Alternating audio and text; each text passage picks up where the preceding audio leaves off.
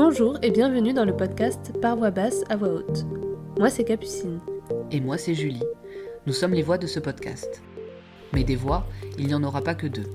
Vous entendrez au fil des épisodes différentes voix venues témoigner à notre micro pour parler de leur accouchement et de leur expérience en maison de naissance. Vous retrouverez aussi des épisodes consacrés aux sages-femmes qui y travaillent. Parce qu'en effet, il n'y a pas qu'une voie pour accoucher. Il y a la voie basse, la césarienne, l'hôpital, chez soi et la maison de naissance. Ici, nous recueillons les récits de ces personnes, de ces couples, de ces familles ayant fait le choix d'accoucher en maison de naissance. Ce podcast est le premier à proposer cet espace de parole et nous espérons qu'il répondra à toutes vos interrogations à leur sujet. Alors cheminez à nos côtés vers votre plus belle rencontre. Bienvenue derrière les portes des maisons de naissance.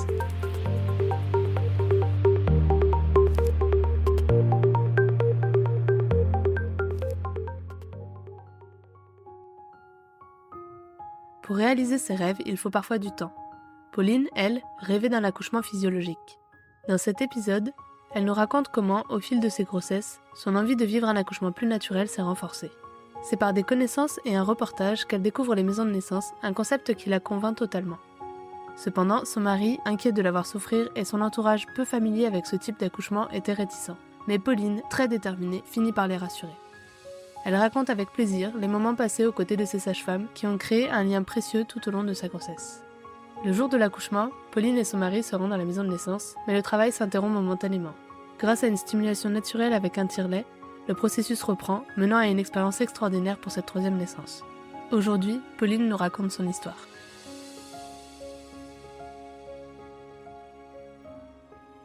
Bonjour Pauline. Bonjour. Bonjour Pauline, bienvenue à notre micro. Bonjour, merci. Merci d'avoir accepté de raconter ton récit de maternité dans notre podcast. On est très content de t'accueillir à nos côtés et d'entendre ton histoire aujourd'hui. Mais avant de commencer, on va te demander de te présenter. Oui, alors je m'appelle Pauline, j'ai 34 ans, j'habite en Isère. Je suis coiffeuse à domicile et actuellement en congé parental. Et ma famille est composée de mon mari, Grégory, notre première fille Emma qui a 5 ans, notre fils Arthur qui a 3 ans et notre petite dernière Louise qui a presque 11 mois. Merci. Est-ce que tu peux nous dire dans quelle maison de naissance tu as accouché ? J'ai accouché dans la maison de naissance à Bourgoin-Jallieu, à Femmes, premières heures au monde. D'accord. Avant de parler de ton vécu, on aimerait te demander de nous expliquer en quelques mots ce qu'est une maison de naissance.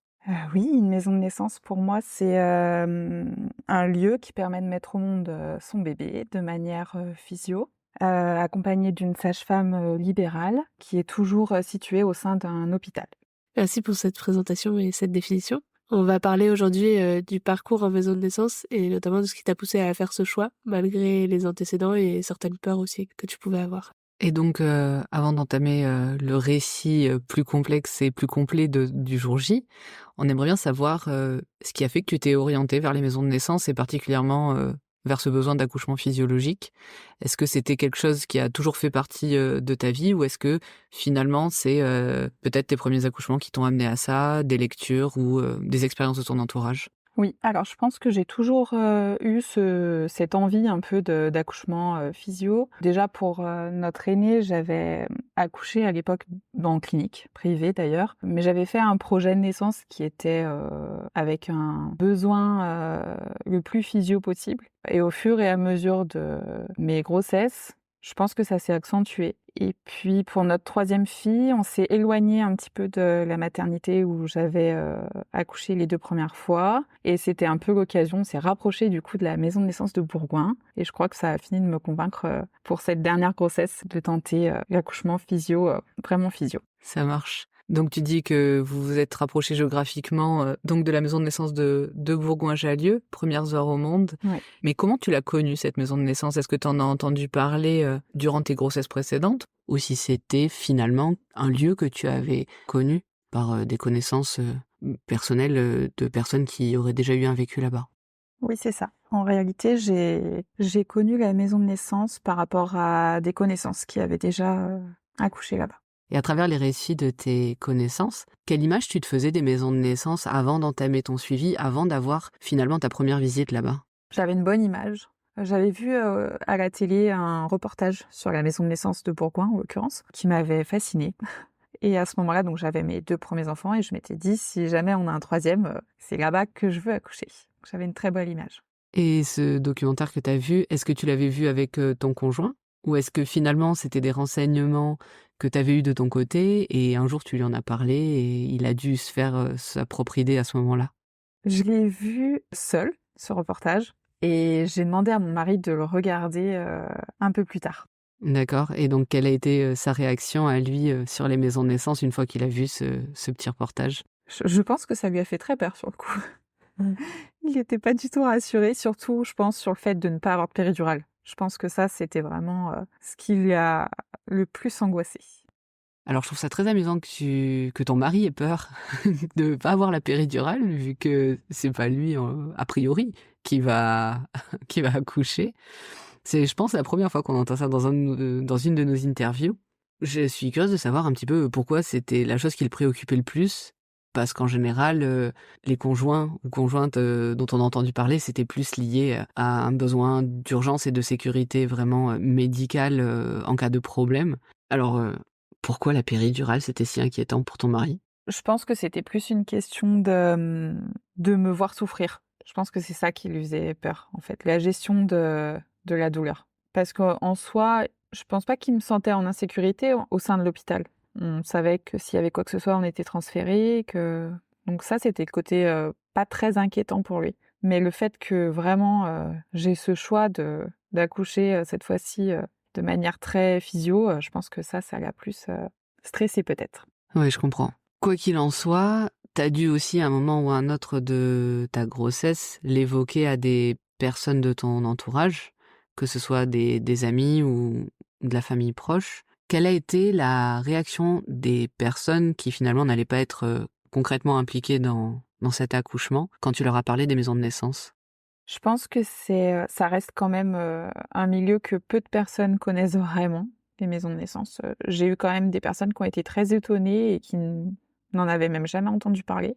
J'ai eu un peu des personnes qui m'ont dit: «Tu folle, maintenant la péridurale existe, pourquoi t'as envie de souffrir?» Tout plein de choses, comme ça. Et puis, je pense qu'au fur et à mesure des mois qui se sont passés, à force qu'on en discute, je pense que l'entourage, a plus ou moins compris mes attentes et nos envies à tous les 2 d'aller en maison de naissance. Oui, je comprends. Je trouve ça intéressant, qu'il y ait donc des personnes qui essaient de te dire, bah, pourquoi tu fais le choix entre guillemets d'avoir mal, vu que la péridurale existe et cetera. Le fait que certains même aient pu te dire que tu étais folle ou quoi, bon, je pense que c'était au figuré, mais en tout cas, est-ce que parmi ces personnes, il y en a qui ont essayé de te dissuader peut-être d'avoir ce projet d'accouchement? Ou est-ce que globalement, comme tu viens de le dire, ça a fait le chemin et les gens ont plutôt eu du respect vis-à-vis de ça? Non, les gens ont été assez bienveillants, ont respecté, sans trop essayer de me dissuader, de me diriger, vers une maternité classique. Et toi, de ton côté, quand il y a eu les premières réactions, avant qu'il y ait l'évolution, on va dire, de leur côté, comment tu as vécu ces premières réactions un petit peu, à vif, quand tu as parlé pour la première fois des maisons de naissance? Ça m'a pas perturbée. Ça m'a pas perturbée dans le sens où je savais très bien, pourquoi je le faisais. Je m'étais beaucoup, je pense, renseignée avant et je pense que surtout j'étais très décidée à le faire. Ce qui fait qu'une fois que j'étais très décidée, il y avait plus trop de raisons de faire machine arrière. Forcément, une fois que tu es convaincu de ton choix, je pense qu'il y a peu de choses qui peuvent t'en dissuader. C'est juste que parfois on peut être un peu atteint par certaines remarques. En tout cas, tant mieux si ça n'a pas été ton cas. Maintenant, pour aborder un petit peu plus concrètement la chose, tu as entamé ton suivi, tu as eu sans doute une première visite de rencontre à la maison de naissance, et ensuite ont démarré les séances de consultation, puis à un moment donné les séances de prépa à la naissance. Est-ce que tu pourrais nous expliquer un petit peu à la fois les consultations, comment ça se passait, combien de temps à peu près ça a duré, et s'il y avait des actes médicaux, quels étaient-ils? Et puis, à quel moment de la grossesse se sont ajoutés à ça les séances de préparation, s'il y avait des thématiques, qui étaient proposées par les sages-femmes ou s'il y avait des choses dont vous aviez besoin de parler. Un petit peu ces 2 types de suivi qui finalement font partie, des grossesses, en général.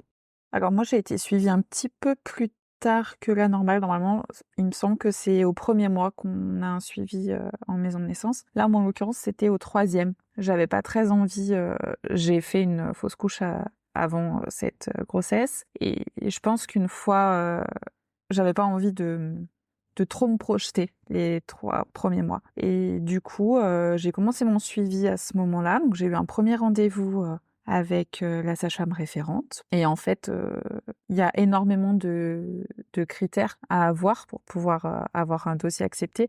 Je pense que déjà, il y a beaucoup de demandes et finalement peu de place. Et il faut avoir une grossesse qui se passe sans risque, des grossesses précédentes qui se soient bien passées. Voilà, plein de petites choses comme ça. J'ai donc commencé à ce premier rendez-vous à tout expliquer, à parler de mes grossesses précédentes, à répondre à tout un petit questionnaire. Et puis, elles m'ont recontacté quelques jours après en me disant que mon dossier avait été accepté. Donc, chouette, j'étais contente. Et puis après, c'était des rendez-vous réguliers. Je dirais une quinzaine de rendez-vous quand même sur la totalité. Des rendez-vous un peu, entre guillemets, médicaux. Parce que c'est beaucoup moins, comment je pourrais dire ça, intrusif que en maternité entre guillemets classique. Il n'y a pas forcément d'examen du col, il y a plus de prise de tension, voilà, de choses comme ça qui sont prises en compte pendant ces rendez-vous-là. Et puis en préparation à l'accouchement, on parle d'un petit peu de tout. Elles apprennent beaucoup à nous connaître, à connaître notre vie personnelle, notre famille, nos envies, nos besoins, nos peurs. Après, il y a une relation hyper forte qui se crée avec ces sages-femmes-là. Oui, ça c'est bien vrai. Et d'ailleurs, en parlant de cette relation et de ce qu'elle peut apporter tout au long de la grossesse, est-ce que tu avais des peurs ou des angoisses particulières durant vraiment ta grossesse? Et comment ça a été accueilli par les sages-femmes? Comment tu as été accompagnée si ça a été le cas?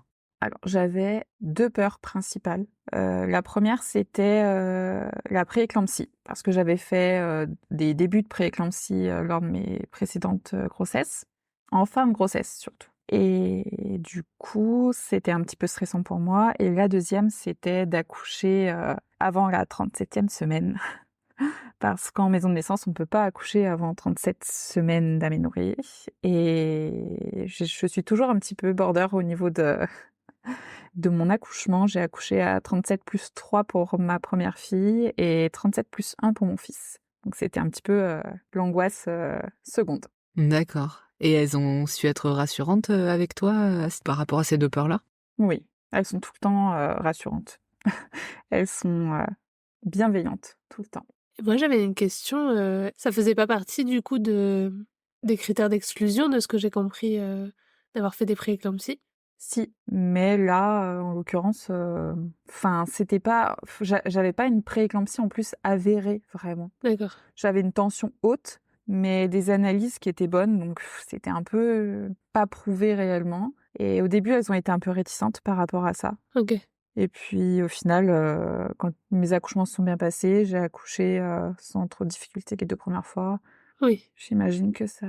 Ouais, OK. Et au niveau je vais revenir un petit peu sur les séances de prépa. Tu disais que il y avait donc un peu tous les thèmes qui étaient abordés. Est-ce que, vu que toi c'était ta 3e grossesse, il y avait peut-être des choses dont tu avais déjà connaissance, vu que tu avais quand même eu du vécu, mais justement, vu que tu avais des peurs, il y avait peut-être des sujets que tu avais particulièrement besoin d'aborder. Est-ce que ça a été le cas? Et aussi du côté des sages-femmes, vu que le contexte des maisons de naissance est particulier, est-ce que elles ont eu des thèmes qu'elles t'ont imposés d'une certaine façon, dans le sens où c'était important que tu aies certaines données et que tu aies une certaine compréhension de ce que ça pouvait impliquer, que ce soit la douleur, le transfert ou ce genre de choses?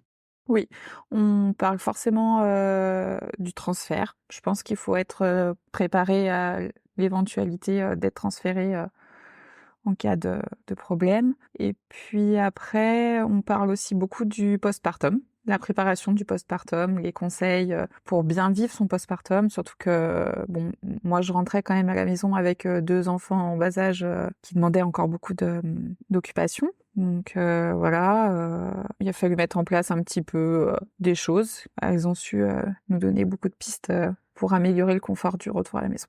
Bon, bah tant mieux en tout cas si ça a pu t'aider cet accompagnement et ces petits moments de préparation. J'imagine qu'en effet, ça doit pas être rien de rentrer avec un nouveau-né et 2 enfants en bas âge, mais j'imagine que le jeu en vaut la chandelle. En tout cas, on aimerait bien savoir aussi si tu as eu l'occasion ou le souhait d'aller voir d'autres professionnels de la périnatalité tout au long de ta grossesse, que ce soit pour des raisons très ponctuelles, des douleurs ou n'importe, avec par exemple de l'acupuncture, de l'ostéo, de la kiné, ou pour un accompagnement à la grossesse, voire à l'accouchement, avec de l'aptonomie, une doula ou...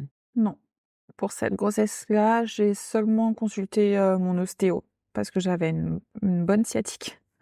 Donc ça me soulageait, mais j'avais rien fait de particulier en parallèle. Ok, ça marche. On sait aussi qu'en maison de naissance, le projet est un petit peu différent d'un hôpital ou d'une clinique ou avec une maternité, on va dire ce qu'on appelle une maternité classique, parce qu'il y a des déplacements à faire jusqu'à la maison de naissance tous les mois, voire des fois 2 fois par mois, si jamais les séances de prépa sont dissociées des séances de consultation. Il y a aussi la dimension financière avec les frais d'inscription, les frais d'astreinte aussi des sages-femmes, vu que ce sont des sages-femmes libérales qui, à partir justement des fameuses 37 semaines, se rendent absolument disponibles pour toi, jour et nuit, jours fériés, qu'il pleuve, qu'il neige ou qu'il vente. Il y a aussi tout un tas de matériel médical, malgré tout, qu'il faut entretenir, des médicaments aussi, éventuellement, que ce soit de l'ocytocine, de l'adrénaline ou autre. Tout ça, ça demande un investissement particulier. Il y a aussi tout ce que tu peux amener, enfin tout ce qu'on demande d'amener au moment de l'accouchement. Je pense notamment par exemple à un sachet d'alaise, etc., que t'as pas à fournir dans des lieux plus standards. Qu'est-ce que tu pourrais nous dire par rapport à tout ça? À la fois le coût que ça peut représenter financier, mais aussi l'investissement personnel en fait que ça engage et que ça implique en tant que future accouchante dans ce lieu. Alors au niveau de l'investissement personnel, je dirais que j'ai pris beaucoup plus de plaisir à aller à tes nombreux rendez-vous avec mes sages-femmes là, plutôt que les rendez-vous mensuels que j'avais à la clinique pour mes grossesses précédentes. Je l'ai pas vécu du tout de la même façon parce que le lien était tellement différent que c'est pas du tout une contrainte. Enfin, c'était pour moi pas du tout une contrainte d'aller les voir 1 ou 2 fois par mois. Et puis, je voyais un petit peu ce temps un peu pour... je le prenais un petit peu comme un temps entre mon bébé et moi, que j'avais quand même moins le temps de penser avec mes 2 aînés devant. Donc, je voyais que du positif à ça. Ensuite, en ce qui concerne le côté financier, je vais pas cacher que ça a un coût d'accoucher en maison de naissance, qui est forcément plus important qu'en hôpital privé. Mais ça en vaut la peine. Voilà. En tout cas, c'est sûr que ça a un coût et je vais profiter de ça pour dire que c'est aussi à se renseigner pour toutes les personnes intéressées qui nous écoutent, de bien se renseigner auprès de chaque maison de naissance. Parce que chaque maison de naissance a son fonctionnement propre, que selon la région où elle est et selon les rotations d'astreinte, c'est pas forcément le même coût d'une maison de naissance à l'autre, donc ne vous fiez pas forcément à ce que vous auriez pu entendre de quelqu'un qui soit ailleurs. Ça dépend aussi de tout un tas de subventions qui sont différentes en fonction des années. Et surtout, quelque chose d'hyper important, c'est qu'il existe dans chaque maison de naissance un fonds de solidarité qui est là et qui est créé pour justement aider toutes les personnes à pouvoir accoucher et avoir ce projet en maison de naissance qui puisse aboutir au-delà de l'aspect financier. Parce que les maisons de naissance aujourd'hui ont un fonctionnement qui fait qu'en effet, ça a un coût, comme tu le disais, Pauline. Ceci étant dit, l'idée n'est pas d'en faire des lieux élitistes, mais justement de les rendre les plus accessibles possibles à tout le monde.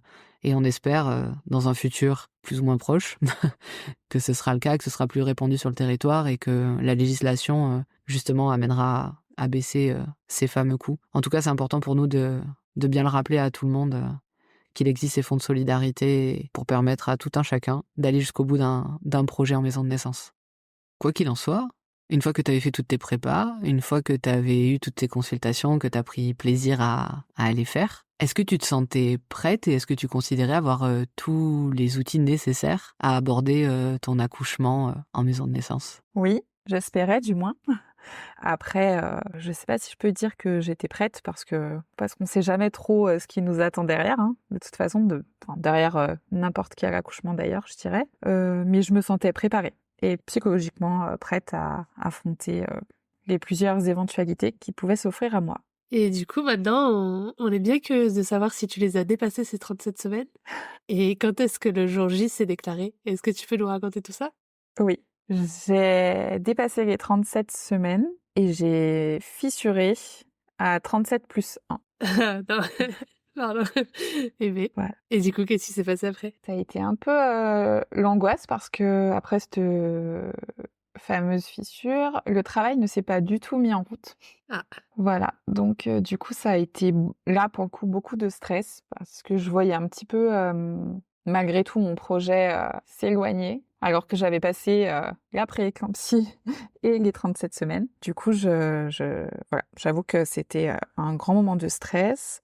Donc en plus, cette fissure au début, moi qui ai toujours eu une rupture franche de la poche des os, c'était un peu soudain pour moi. J'avais pas vraiment de certitude. C'était le dimanche soir d'ailleurs. Et ce qui tombait bien, c'est que j'avais rendez-vous avec une de mes sages-femmes le lundi matin. Et donc quand je suis arrivée le lundi matin, je lui en ai parlé et elle m'a fait un test qui s'est avéré positif. ouais. Donc là, j'avais un col qui était en plus fermé, pas vraiment favorable. Ouais. Voilà. Et de quoi bien stressé, comme tu dis. Et alors, ça s'est déclenché à un moment ou? Oui, alors entre-temps, quand on fissure, on a une prise d'antibiotiques à intervalles réguliers, Ouais. qui peut être par voie orale ou par voie intraveineuse, mais qui est conseillée en intraveineuse. Ok. Donc là, il fallait que j'aille un certain laps de temps à la maison de naissance me faire faire mes intraveineuses pour éviter les infections. Le travail ne se lançait pas. Et puis le lundi soir, ma sage-femme me dit, me sent, je pense, complètement désespérée, que le travail ne se lance pas. J'ai eu des contractions toute ma grossesse et là, les contractions s'étaient complètement stoppées. Je pense qu'elle a senti que vraiment j'étais très angoissée et elle m'a proposé donc de m'examiner après mon intraveineuse. Donc j'ai dit oui, parce que je pense que j'avais besoin de savoir un petit peu où j'en étais. Oui. Et là, miracle, le, le col avait bougé. Donc du coup, elle m'a proposé un décollement de membrane que j'ai accepté parce que coûte, Ouais. il fallait que... Je crois que j'étais prête à tout pour pouvoir accoucher en maison de naissance. Et donc je suis rentrée chez moi ensuite et le travail s'est lancé vraiment dans la nuit. Aux alentours de minuit, j'ai commencé à avoir des contractions régulières. Je suis arrivée à la maison de naissance aux alentours de 2 heures. Et là, mon col était favorable, dilaté à 5 et le travail avait commencé. Ah, c'est cool. Et est-ce que t'es restée à la maison de naissance ou t'es rentrée chez toi après ça? Alors, je suis restée à la maison de naissance et je ne sais pour quelle raison le travail s'est stoppé Ah, dans la nuit. petit coup de stress supplémentaire.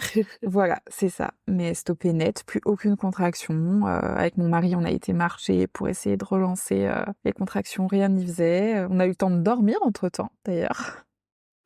Enfin bon, le stress total. Et du coup, les contractions se sont relancées avec une stimulation naturelle au bout de quelques heures, je dirais 4-5 heures, quoi. Ok. Les contractions étaient relancées. Et à midi, midi 6, ma fille était née. Ah oui. Et du coup, comment t'as vécu tout ça pour un troisième accouchement? Donc, t'avais pas eu de péridurale pour les premiers, si? Si. Si t'en avais. Donc, c'était la première fois que tu traversais un accouchement sans péridurale. Alors, pour ma fille, j'ai eu la péri assez rapidement. Pour mon aînée, je devais être comme les 3/4 des femmes, je pense, dilatée à 3 ou 4. Ok. Et pour mon fils, je suis arrivée à la maternité. En fait, j'ai eu un travail qui s'est lancé d'un coup. Ouais. Et je suis arrivée à la maternité, j'étais dilatée à 9. Ok, ouais. J'ai eu la péri, mais au dernier moment, et j'ai eu les effets positifs de supprimer la douleur en gardant toutes les sensations. D'accord. Mais j'ai eu quand même toutes les Mais tout le travail, contractions quoi. d'avant. Ouais. Voilà. Donc je savais un peu à quoi m'attendre et je m'étais du coup bien préparée pour cette troisième grossesse. J'imagine. Et du coup, comment tu l'as vécu cette fois-ci parce que c'était un contexte autre? Différent. Ouais. Je l'ai bien vécu. Après, je dis pas que ça a été hyper simple tout le long, hein, voilà. La gestion de la douleur, en plus, je pense qu'elle est très propre à chacune. Donc, mais j'ai eu la chance d'avoir mon mari qui m'a beaucoup soutenue, d'avoir une sage-femme exceptionnelle qui débarquait dès que dès que j'en avais besoin, me mettre une bouillotte dans le bas du dos, ou me masser. J'ai pu accoucher dans la sérénité, de la manière dont j'avais décidé de le faire. Non, c'était, je dirais, une aventure exceptionnelle. Ouais. Et du coup, tu parles de ton compagnon, il a fait quoi pour t'aider tout le long de l'accouchement? J'ai un mari qui est très bienveillant, donc qui a été très à l'écoute de tout, qui a su m'apporter tout ce que j'ai pu lui demander, qui a su être distant quand j'en ai eu vraiment besoin aussi, Ouais. à un moment donné, pour me mettre un petit peu dans ma bulle. Ouais. Parce que je pense qu'il y a cette phase un peu qui doit être un petit peu cette phase de désespérance où du coup j'avais besoin d'être isolée. Et il a très bien su. Voilà. Après, j'ai eu besoin d'aller sous la douche. Il m'a accompagnée. Il m'a passé de l'eau dans le dos pendant de longues minutes. Ouais. Je pense que c'est un travail d'équipe. Et ce jour-là, j'avais une très belle équipe. Et t'as eu l'occasion de profiter de la piscine? Non, parce qu'en réalité, j'en ai pas eu spécialement le besoin. D'accord. Je me souviens pas avoir elle était, à disposition, hein, il y avait pas de souci, Ouais. c'était dans les choses que je pouvais avoir si j'en avais la Ouais. nécessité.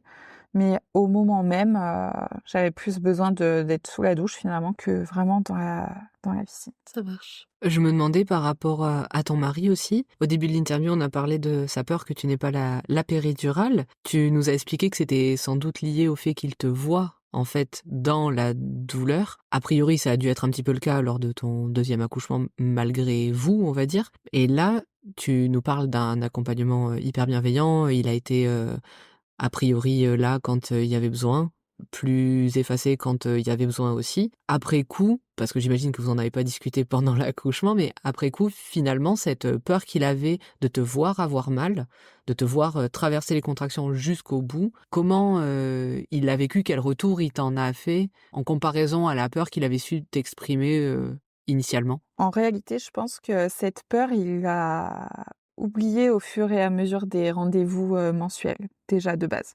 Je pense que ça faisait plus partie de son esprit quand, déjà, il a compris l'optique vraiment de la maison de naissance. Ouais. Le jour même, quand on est partis, je lui ai quand même demandé si ça avait été pour lui parce que bon, j'imagine que quand on n'est, pas directement, concerné, ça peut être difficile de voir sa femme, comme ça. Je lui ai demandé un peu si ça avait été, s'il avait bien vécu et étonnamment, il s'est senti beaucoup plus utile pour cet accouchement-là que pour les 2 précédents et je pense qu'au final, même pour lui, ça reste le plus magique, des 3 accouchements. Ouais.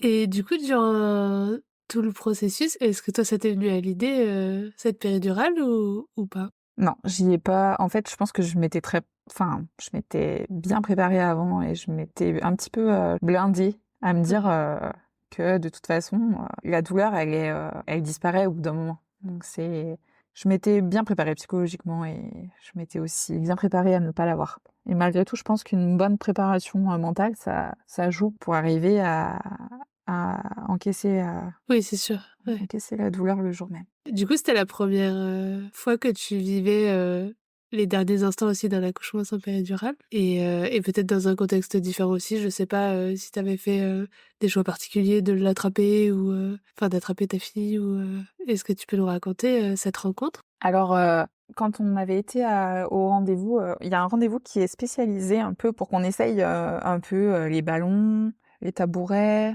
voilà, en amont, avant, Ouais. le jour J et avec mon mari, ce qui nous avait le plus emballé, c'était d'accoucher, sur, le tabouret et pour que mon mari soit, derrière moi. Ouais. J'étais enlacée, en fait, dans les bras de mon mari et je pense que c'était ce qui me rassurait, à ce moment-là Ouais. le plus. Moi, personnellement, j'ai accouché, assise et oui, j'avais le désir d'attraper, notre fille. Je l'ai eu aussi pour les précédents, voilà, mais là, ce qui était magique, c'était qu'on la découvrait vraiment, en même temps, quoi. Enfin, au même moment, on avait le même angle, on pouvait presque l'attraper ensemble. Ouais. Ouais, c'était exceptionnel. Après, c'est vrai que, j'ai poussé longtemps parce qu'elle avait le cordon autour du cou. Ah. Mais voilà, mais après c'était magique. Oui et du coup, elle était en bonne santé. Oui, elle est très bien, elle est bien portante, avec des bons poumons. Tu parlais du tabouret, juste pour nos auditeurs et nos auditrices qui n'auraient pas idée de ce qu'est un tabouret dans une maison de naissance. Tu parles sans doute des tabourets d'accouchement. Est-ce que tu peux nous décrire cet objet pour qu'on puisse en faire une petite image mentale, s'il te plaît? Oui, c'est un tabouret en demi-cercle, du coup, qui laisse la possibilité au bébé de descendre et à la sage-femme de pouvoir voir ce qui se passe. Et voilà. Oui, c'est ça. Et puis toi, ça te permet un appui, quoi. Tout à l'heure, tu parlais de ta sage-femme qui venait quand il y avait besoin. Ça veut dire qu'elle n'était pas avec vous? Non, alors elle est avec nous quand on en a besoin, et si on a besoin de se retrouver un peu seul, d'être dans notre intimité, elles savent vraiment prendre la place soit elle voit d'elle-même les besoins que le couple a, soit après, si elle s'éloigne, par exemple au moment où j'ai commencé à sentir l'envie de pousser, j'ai dit à mon mari, appelle-la, appelle-la. Ouais. Et là, elle m'avait entendu de la pièce d'à côté, alors elle est vite arrivée. Je t'ai entendu, je t'ai entendu. Je lui ai dit, j'ai envie de pousser. Elle m'a dit, bah allez, pousse. Et voilà. Et du coup, ça s'est passé comment? Vous l'avez beaucoup appelé? Pas tant que ça. Je pense au tout début. Ouais. Au tout début que mes contractions se sont lancées, elles se sont repris d'un coup. Et elles ont repris tellement rapidement que l'intensité...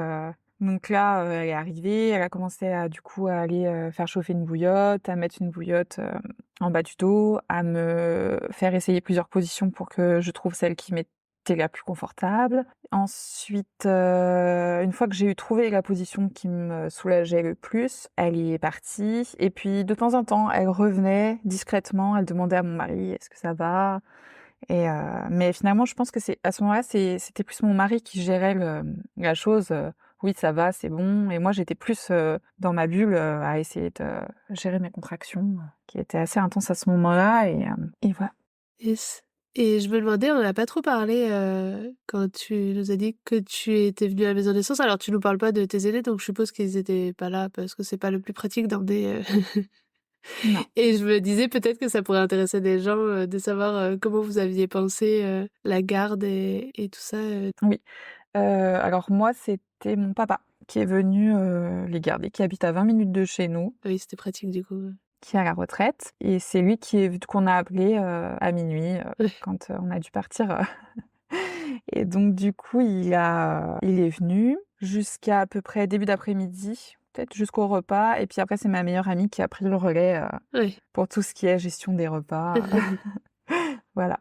Ok, ça marche. Oui, c'est vrai que c'était pratique vu que vous aviez quelqu'un à côté, quoi. Voilà. Et puis d'ailleurs, après, du coup, c'est ma meilleure amie qui était là jusqu'au moment où je suis rentrée. Et ça, c'était chouette aussi. Oui, oui, c'est sûr.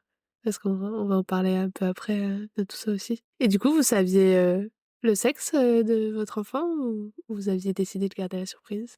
C'était un peu le débat pour le troisième, parce on avait gardé le secret pour notre deuxième, et moi j'avais adoré. Oui, Mon mari préférait savoir. Et puis je pense que pour préparer nos deux aînés à l'arrivée de ce troisième bébé, c'était bien de savoir. Donc oui. on savait que c'était une petite fille. Et ça marche. Je me pose une grande question. Du coup, c'était ton troisième. Mhm. Donc le premier, je sais pas combien de temps il a duré, je sais pas si t'en as parlé, le premier accouchement. Il a été assez rapide. J'ai perdu les os à 6 heures du matin. J'avais pas de contractions jusqu'à midi. À midi, mes premières contractions sont arrivées. À 18 heures, elle était née. Ok. Donc, du moment où j'ai eu mes premières contractions, il s'est rien passé les 6 premières heures, mais dès mes premières contractions à la naissance, il s'est passé 6 heures. Donc, c'était assez Oui, rapide pour un premier, je pense. oui, ça va. Mon deuxième, super rapide. Ouais, c'est ce que je me disais. Tu disais que c'était rapide, du coup, c'est pour ça que je me demandais par rapport au premier. En 3h30, il était né. Ouais. Et du coup, le mythe du troisième qui est entre les deux, est-ce que c'est Bah voilà. c'est avéré alors? Non, bah le troisième, ça a été le plus long, hein. Ouais. Voilà, je m'y attendais pas d'ailleurs. Je pense qu'on s'était préparé à ce que presque on n'ait pas le temps d'aller à l'hôpital, à la maison de naissance, parce que en fait, c'est allé tellement vite pour notre deuxième qu'on s'était plus préparé à l'éventualité que fallait faire vite pour partir à la maison de naissance plutôt que l'inverse. Écoute, le peu d'expérience de ce qu'on entend, je crois que le troisième se situe entre le premier et le deuxième accouchement en général, hein. il paraît, Ah oui. de ce que j'ai entendu. Mais bon, je voulais savoir si le mythe était se perpétrer ou pas. Du coup, ça me rendait curieuse. En tout cas, merci pour ton récit de grossesse et d'accouchement. De rien. On est contente de pouvoir montrer un parcours comme le tien, avec notamment des premières expériences un peu stressantes de préclampsie ou d'accouchement assez précoce qui peuvent faire peur un peu avec la prématurité. Et donc on est contente de montrer que ça n'empêche pas de penser à un troisième accouchement quand même avec un projet comme tu le souhaitais et de pouvoir aller jusqu'au bout. Même si 37 plus 1, on était juste, c'est quand même passé. Mais du coup, j'ai accouché à 37 plus. Oui, du coup, c'est ça. Mais quand la poche a fissuré, Ouais, on était c'est juste ça. quand même. On va passer maintenant un peu plus à l'après et à ton postpartum. Tu nous as dit que donc elle était sortie, que vous aviez un petit peu le même point de vue, que vous l'avez réceptionnée. Et à partir de ce moment-là, en général, il y a tout le moment de la délivrance. Est-ce que tu as quelque chose de particulier à nous raconter sur le postpartum immédiat? Non, j'avoue que ça, c'était un peu une crainte, un petit peu. Que au moment de la délivrance, j'avais un peu peur que le placenta, clairement, sorte pas en entier et que ça nécessite forcément un transfert, enfin tout ça, quoi. Puis j'avais un petit peu peur. J'avais jamais senti cette sensation, du coup, pour mes 2 premiers. Et j'avais un peu l'appréhension de devoir repousser encore après avoir poussé la première fois. Voilà, j'avais un peu cette appréhension de la sensation que ça pouvait faire, quoi. Oui. Et au final, comment tu l'as vécu, cette expulsion placentaire? Je l'ai très bien vécu parce que je pense qu'une fois que j'avais mon bébé sur moi et que je pense que j'ai été dans un gros flux d'ocytocine et que du coup, d'ailleurs, enfin, je l'ai expulsé très rapidement. J'ai eu besoin je pense, de pousser 2 fois et ça s'est très bien passé. Et après, j'y ai plus du tout pensé. C'était très bien. Oui, finalement, c'est passé complètement inaperçu, comme tu dis, en fait, le flux hormonal aidant. Oui, c'est ça. Ensuite, il est d'usage en maison de naissance de ne pas séjourner. On parle de retour précoce à domicile, mais on sait aussi qu'il y a une durée minimale à rester, le temps que les sages-femmes t'auscultent toi, auscultent ton bébé, vérifient toutes les constantes. Si en plus il y a eu une fissure qui a été vraiment tôt, des fois ils font des vérifications au niveau bactérien, etc., pour être sûr qu'il n'y a aucun risque de contamination. Combien de temps vous vous êtes resté à la maison de naissance? Et suite en fait, à justement peut-être ce cordon autour du cou ou ta fissure, un petit peu précoce, et cetera, est-ce qu'il y a eu des examens supplémentaires, qui ont été demandés? Est-ce que ça a rallongé peut-être ton temps de séjour sur la maison de naissance? Alors, je t'avoue que j'ai pas le souvenir que ça ait rallongé mon temps à la maison de naissance, ni qu'il y ait eu des examens forcément supplémentaires. En gros, après l'accouchement, on a dû partir au bout de 5 heures. Sachant qu'on a pris le temps, enfin, on a vraiment pris le temps, hein. On n'était pas hyper pressés de partir non plus. Notre sage-femme nous avait dit que c'était bien de partir avant un certain laps de temps parce qu'après on avait la redescente un peu des hormones qui faisait qu'on prenait un coup de barre et qu'on était très fatigués, donc il valait mieux qu'on soit rentré à la maison à ce moment-là. Donc non, je pense qu'en fait il y a quand même quelques conditions à respecter quand on a accouché. Après bon bah c'est voilà les choses classiques tout de suite après avoir accouché, mais après il y a le fait qu'il faut qu'on soit allé quand même aux toilettes et qu'on ait mangé Oui. avant de rentrer. Voilà, donc en fait on a pris le temps, j'ai pris le temps après de prendre une douche, de manger. On avait préparé un plat, on a tous mangé ensemble dans la cuisine. C'était franchement c'était vraiment incroyable quoi, une aventure incroyable sur tous les sens du terme. Je pense autant en tant que parent qu'en tant qu'humain avec ces sages-femmes qui ont été d'une telle importance durant ces nombreux mois de grossesse. Ouais, c'est chouette d'avoir pu partager le repas tous ensemble. Il y a eu toute une période en plus où elles ont plus pu trop le faire du fait du Covid, donc c'est vraiment sympa que vous ayez pu avoir ce petit moment avant de rentrer à la maison. Tu disais aussi tout à l'heure que ta meilleure amie avait pris le relais pour tes enfants. Mm. J'imagine qu'elle n'est pas partie avant que vous soyez rentrés. Donc, comment s'est passé le retour à la maison? Alors immédiat et puis après, les heures qui ont suivi un petit peu, comment vous avez vécu justement, avec, ces 2 enfants en bas âge? Ce que tu disais en fait, il y a la redescente avec la fatigue et cetera qui s'installe. Tu peux nous parler un petit peu de ce retour précoce, s'il te plaît? Oui, alors moi c'était quelque chose qui me tenait vraiment à cœur. Je suis un peu la maman qui a un peu du mal à séparer de ses enfants à la base. Donc du coup, de les retrouver, quelques heures après, c'était déjà exceptionnel. Et puis on avait, comme j'ai dit un petit peu avant, mis en place avec mon mari un protocole un petit peu en rentrant, que voilà, il fallait que je me repose au moins les 2 premiers jours dans la chambre, à pas trop être sollicitée par les enfants, et puis que progressivement, je reprenne une vie, parce que c'est quand même compliqué en tant que maman de se dire, je reste enfermée avec ce nouveau-né et je profite pas du tout de mes 2 aînés, c'est compliqué. Donc il faut arriver à trouver le juste milieu entre, je me repose et je prends du temps pour ce nouveau bébé et puis pour me reposer, et en même temps, je profite encore, de mes 2 aînés. Après on avait aussi, préparé des repas qu'on avait congelés à l'avance. Donc toute la première semaine, on n'a pratiquement pas eu besoin, de faire à manger. Mon mari s'occupait de tout, et le retour s'est très, très bien passé. C'est très, très bien passé. C'était, génial de rentrer comme ça, quelques heures après, et de voir, ma meilleure amie, mes enfants, c'était super. Oui, j'imagine que ça devait être un beau retour et qu'aujourd'hui, ça doit être un chouette souvenir, pour cet accouchement. Au-delà du retour précoce, il y a, après les sages-femmes qui viennent faire le suivi postpartum à domicile. Est-ce que tu peux nous en dire un mot? Savoir un petit peu la fréquence de leur venue et environ combien de temps ça a duré? J'imagine que tu te souviens peut-être pas exactement, hein, mais savoir si c'était plutôt de l'ordre d'une semaine, 2 semaines, 3 semaines. Est-ce qu'elle venait tous les jours, tous les 2 jours? Et quels étaient le genre d'examens qu'elle pouvait faire, que ce soit à toi et à bébé? Et puis aussi si, dans ces moments où la sage-femme venait, est-ce que tu as eu l'occasion de reparler de ton accouchement avec elle, de comment ça s'était passé, soit à ta demande, soit parce que finalement, ça s'est engagé naturellement, ou venant de sa part? Alors oui, il y a un suivi, tous les jours, au retour à la maison, au moins pendant 5 jours, et après ça s'espace un petit peu. J'ai plus le souvenir exact du nombre de visites, que j'ai eues, mais je dirais que ça dure à peu près une semaine. Ça doit être ça, parce qu'après il y a une visite aux 7 jours, je crois, chez le médecin, traitant ou pédiatre qui prend le relais. Alors, les examens, c'est des examens classiques, poids, pour le bébé. Bah, moi j'allaitais, alors on regardait un petit peu, la mise au sein, les choses comme ça. Et puis après, ce qui est maman, c'est des examens, classiques, mais on a dû forcément reparler de ce moment, et puis je crois qu'on en parle longtemps après, parce qu'en fait, même quand j'en parle encore maintenant, quand je repense à, c'est une telle gratitude de voir tout ce qu'elles ont pu faire et de les voir en vrai après, juste après ce moment-là, je sais pas, les émotions, elles sont, décuplées. Je sais pas, il doit pas y avoir que les hormones, je pense qu'il y a vraiment, quelque chose, de très fort.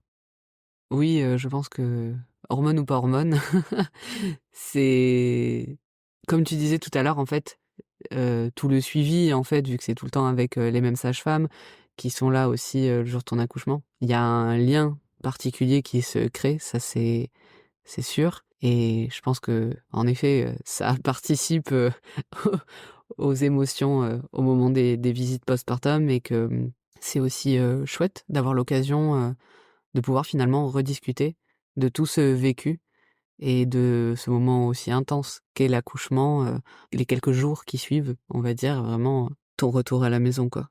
C'est vraiment chouette, en tout cas, que tu aies eu ce moment avec elle, pour partager ça. Tout à l'heure, on parlait des critères exclusifs au dossier, notamment. Au tout début, on a un peu parlé de ça. On a parlé du stress que tu avais de peut-être pas rentrer dans les clous et de ne pas être accepté. Et je me demandais si on avait refusé de te suivre à la maison de naissance, qu'est-ce que tu penses que ça t'aurait fait? Qu'est-ce que t'en aurais pensé? Je pense que je me serais réorientée vers la maternité dans laquelle, j'avais accouché les 2 premières fois, avec, forcément la déception de pas pouvoir, vivre, pour cette 3e grossesse, le projet que j'avais décidé d'avoir. Et jusqu'à combien de temps ou de kilomètres tu penses que tu aurais accepté de faire si t'avais pas eu cette opportunité d'être aussi proche? Je me dis que entre 30 et 40 minutes, c'est le max pour moi, mais parce qu'aussi j'avais le comparatif de mon accouchement précédent qui s'était passé tellement rapidement que Oui. je voulais pas trop m'éloigner de mon lieu d'accouchement, mais Voilà, donc je vais dire entre 30 et 40 minutes max. Et je me demandais, du coup, s'il n'y avait pas eu cette maison de naissance, tu parles de la clinique où tu avais accouché pour les 2 premiers, mais l'idée d'un accouchement à domicile, t'étais pas venue? Non, parce que alors non pas parce que c'est pas du tout quelque chose que j'aurais envisagé, mais plus par crainte. Là, par contre, je pense que la maison de naissance, c'est vraiment une belle alternative entre l'hôpital et l'accouchement à domicile. Parce que malgré tout, la maison de naissance, ça reste sécurisant. Oui. J'aurais été vraiment plus stressée d'un accouchement à domicile. Et si tu avais dû retourner à cette clinique dans un hôpital classique ou une maternité classique, qu'est-ce que tu penses que tu aurais fait comme choix différent des premières fois? Par exemple, si tu avais eu à écrire un projet de naissance, enfin, qu'est-ce que tu aurais envisagé de différent des premières fois? J'aurais fait le même projet de naissance que pour ma deuxième grossesse. Ouais. Pour ma deuxième grossesse, j'ai changé de gynéco et je garde un très beau souvenir malgré tout de mon deuxième accouchement. Ouais. D'une gynéco qui a vraiment écouté mes désirs. J'avais demandé à accoucher sur le côté, en l'occurrence, OK. d'avoir une péri le plus tard possible si jamais j'en avais besoin, de pouvoir garder les sensations, éviter d'avoir forcément une épisio et d'accoucher sur le côté. Et je pense que peu de femmes osent demander certaines choses et elle avait vraiment respecté ça et j'ai pu accoucher sur le côté pour mon deuxième enfant. OK. Et j'aurais du coup accouché avec cette gynéco et avec le même projet de naissance que pour notre fils. Oui, ça marche. Oui, surtout quand en plus on dit souvent qu'en clinique, en privé, c'est pas très respecté. Mais là, en l'occurrence, moi, je suis tombée sur une gynéco qui était exceptionnelle. Ouais, en réalité, j'ai envie de dire que c'est aléatoire. Ça dépend beaucoup de sur qui tu tombes. C'est ça. Et même dans le même hôpital, j'imagine que suffit de tomber sur quelqu'un d'autre pour vivre un accouchement tout autre, quoi. Donc, Oui. Et du coup, si tu devais accoucher à nouveau, est-ce que tu retournerais en maison de naissance? Ah, les yeux fermés. Je me verrais d'ailleurs pas du tout accoucher ailleurs à l'heure d'aujourd'hui. Ouais.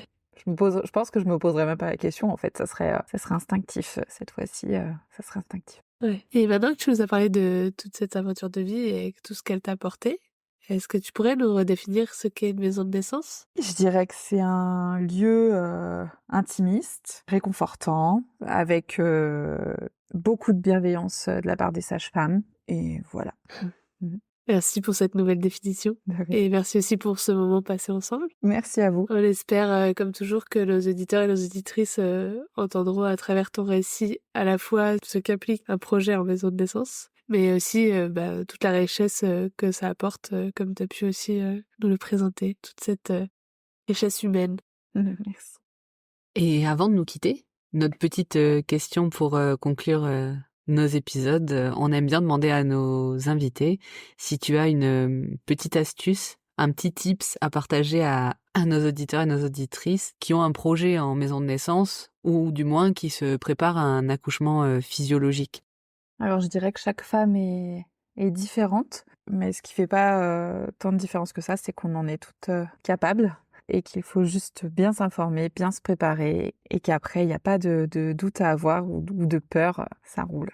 Eh ben merci, c'est un beau petit mot de courage. Merci encore pour toute ton histoire, pour ce moment passé ensemble et la confiance que tu nous as accordée. Merci à vous. En venant raconter tout ça ici. On te souhaite une bonne continuation. Et puis, s'il devait y avoir un nouvel accouchement à femme, un 4e enfant, n'hésite pas à nous le dire. Mais sinon, on vous souhaite plein de bonnes choses.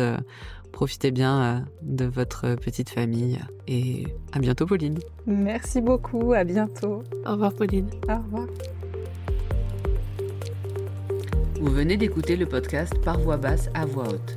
Si vous avez aimé cet épisode, partagez-le autour de vous. C'est le meilleur moyen pour notre podcast de rester visible.